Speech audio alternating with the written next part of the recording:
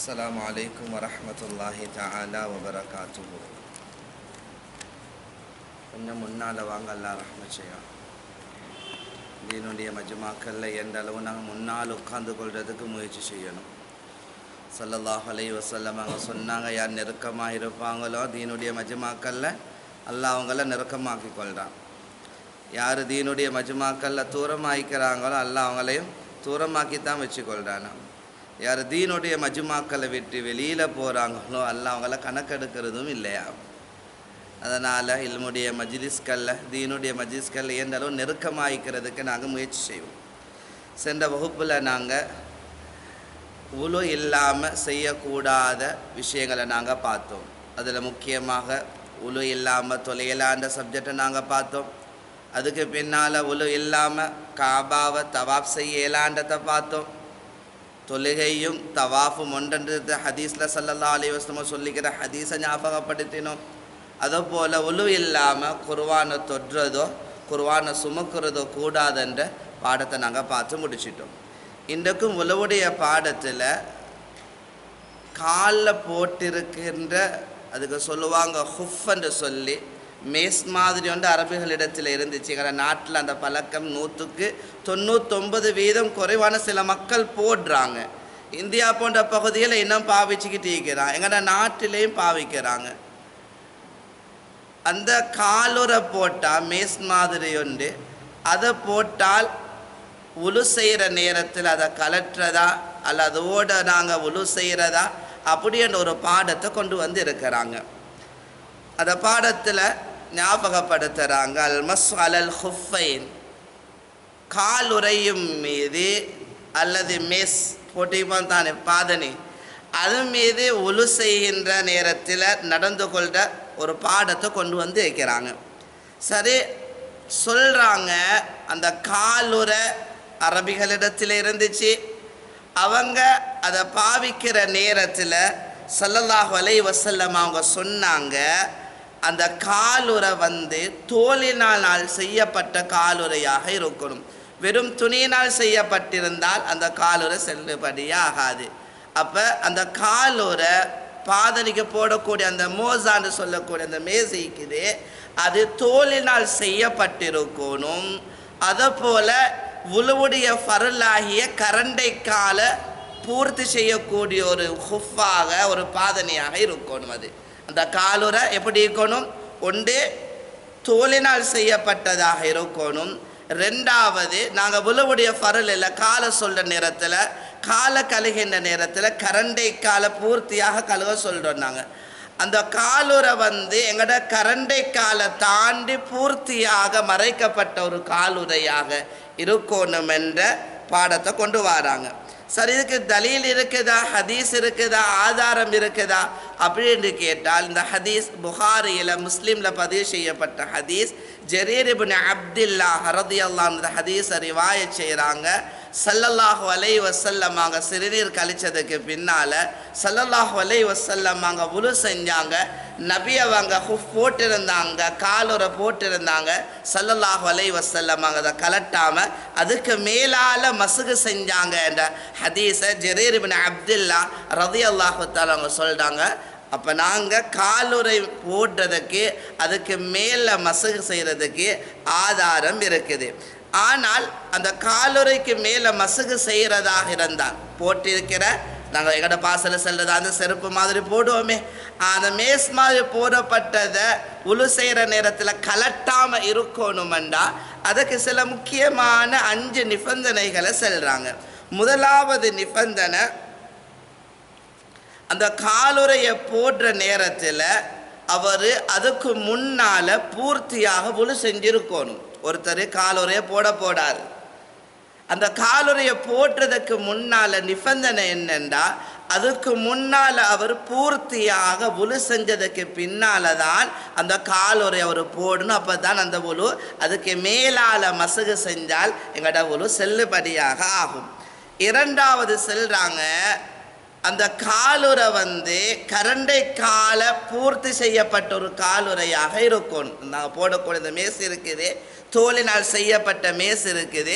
மேலே ஞாபகப்படுத்தினோம், தோலினால் செய்யப்பட்ட அந்த காலுரை கரண்டை காலை தாண்டியதாக பூர்த்தி செய்யப்பட்டதாக இருக்கிறது நிபந்தனையில் உண்டு. மூணாவது கொண்டு வராக ஒரு நிபந்தனை, அந்த காலுறைய காலில் போட்டென்றால் அதுக்கு மேலே மசகு செய்கிற நேரத்தில் தண்ணீர் அந்த காலுக்கு உள்ள அந்த மேசுக்குள்ள காலுறைக்குள்ளே போகாமல் இருக்கணும். அப்படி என்ற புடவை மாதிரி ஒன்று காலுறையாக இருந்தால் உள்ளே பெய்த்திடும், ஈரத்தன்மை உண்டாகிடும். தோலினால் அது செய்யப்பட்டதாக இருந்தால் தான் அது பாதுகாக்கப்பட்டதாக இருக்கும், உள்ளே போகாமல் இருக்கும். மூணாவது நிபந்தனையில் கொண்டு வராங்க, காலுறைய தண்ணி படாத உள்ளுக்கு போகாமல் தடுக்கக்கூடிய ஒரு காலுறையாக அந்த காலுறை இருக்கணும் என்ற நிபந்தனையும் கொண்டு வராங்க.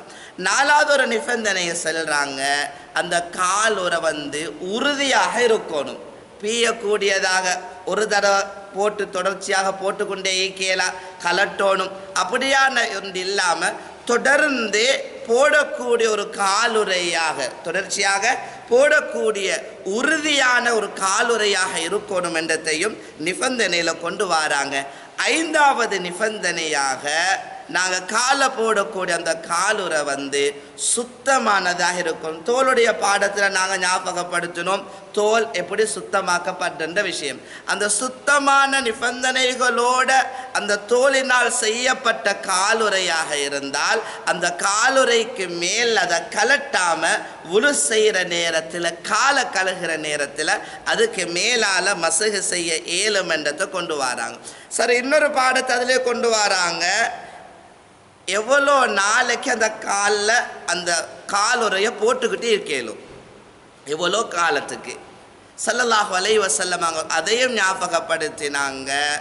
ஊரில் உள்ள ஒருத்தராக இருந்தால், வல்லமே 5 நேரம் ஊர் பள்ளியில் எங்களோட சொந்த பள்ளியில் தொழுதுட்டு போகிற ஒருத்தராக இருந்தால் அவருக்கு ஒரு நாள் முழுக்க அவருக்கு காலுறை போட்டதுக்கு பின்னால் மசகு செய்யலும் அதுக்கு மேலால்.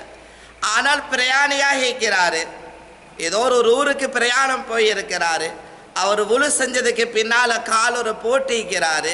அப்படியாக இருந்தால் அவருக்கு 3 நாட்களுக்கு காலுறைக்கு மேல் அதை கலட்டாமல் அதுக்கு மேலால் மசகு செய்யலும். தெளிவாகமா உள்ளத்தில் ஞாபகம் வச்சுக்கோங்க. ஊரில் இருக்கிறவராக இருந்தால் கால் உரையை கலட்டாமல் ஒரு நாள் பூர்த்தியாக அதுக்கு மேலால் மசகு செய்யலும். பிரயாணியாக இருந்தால் கிட்டத்தட்ட 3 நாட்களுக்கு அவருக்கு அதுக்கு மேலால் கலட்டாமல் உழு முறிஞ்சிட்டா உழுவை பூர்த்தியாக செய்கிறது காலுறைக்கு மேலால் மசகு செய்ய ஏழுமன்றத்தை ஃபிக்குடைய உலமாக்கள் கொண்டு வராங்க. சரி, இப்போ கொண்டு வராங்க இந்த காலத்துடைய எல்லையை நாங்கள் சொன்னோமே, ஊரில் உள்ளவங்களுக்கு ஒரு நாள், முக்கியமுக்கு ஒரு நாள், முசாஃபிருக்கு 3 நாள் என்று கொண்டு வந்தோமே. சொல்கிறாங்க அந்த கால எல்லை எப்பொழுதிலிருந்து ஆரம்பிக்கப்படுது, டைம் ஒன்று இருக்கணுமே. சொல்கிறாங்க காலுறை போடுறதுக்கு முன்னால் உழு செய்யணும் பூர்த்தியாக. உழு செஞ்சதுக்கு பின்னால் அவர் காலுறையை போட்டுக்கொள்ளுவார், அந்த ஹுஃபை போட்டுக்கொள்ளுவார். எப்போ போட்டதுக்கு பின்னால் அவருக்கு உழு முறியுதோ, உதாரணமாக ஒருத்தர் இஷா தொழுகைக்கு வாராரு, இஷா தொழுகைக்கு பின்னால் உஷா தொழுகைக்கு உழு செய்கிறாரு, உழு செஞ்சுட்டு அந்த காலுறை பாதனை அவர் போட்டுக்கொள்கிறாரு. இப்போ இவருடைய நேரம் ஆரம்பிக்கப்படுதுண்டா அந்த நேரம் ஆரம்பிக்கப்படுறது இல்லை. எப்போ இவருக்கு ஹதஸ் ஆகுதோ, எப்போ இவருக்கு உழு முறையுதோ, அவர் இஷாவுக்கு பின்னால் உதாரணமாக லைலத்துல் கத்ர் இரவு வச்சுக்கோங்களே, நாங்கள் தொடர்ச்சியாக இபாதை செஞ்சு கொண்டே இப்போ முடியுங்களே. இப்போ அவர் போட்டுக்கிட்டு இருக்கிறாரு, இன்னும் உழு முறியலையேண்டா இன்னும் அவருடைய நேரம் ஆரம்பிக்கப்படலை. எப்போ உழு முறிஞ்சி திரும்ப அவர் ஹுஃபுக்கு மேலே அந்த பாதனை காலுறைக்கு மேலே அவர் மசகு செய்ய ஆரம்பிக்கிறாரோ அந்த நேரத்திலேருந்து அந்த நாள் ஆரம்பிக்கப்பட்டுடும். நேரத்தையும் ஞாபகப்படுத்துகிறாங்க. சரி, எல்லாத்தையும் ஞாபகப்படுத்திக்கிறாங்க. சரி, ஒரு கேள்வி என்று வரும்.